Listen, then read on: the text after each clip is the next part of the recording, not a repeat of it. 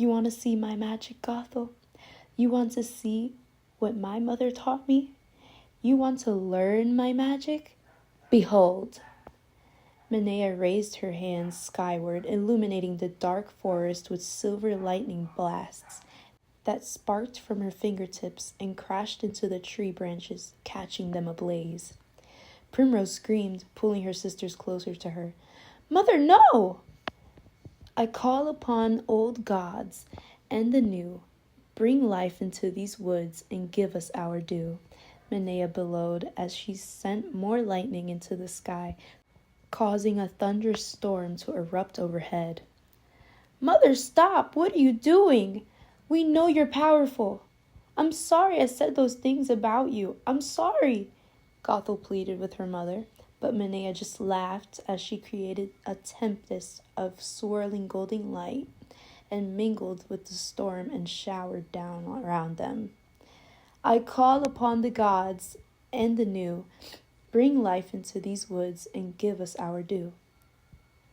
As the golden light fell with the rain and penetrated the soil, it woke the souls that inhabited the city of the dead, inviting them to come out of their crypts and rise from under the earth.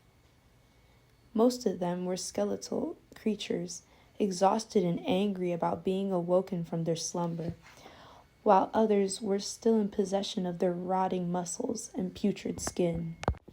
Gothel observed the looks of disgust on her sisters' faces when they saw the creatures with dangling or missing limbs silently making their way to Minaya.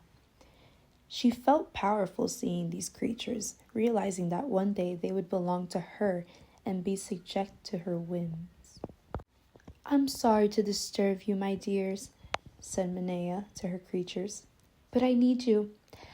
One of our nearby villages are hoarding their dead.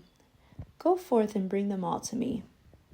Hazel and Primrose gasped in fear, but Gothel stood in awe of her mother's majesty.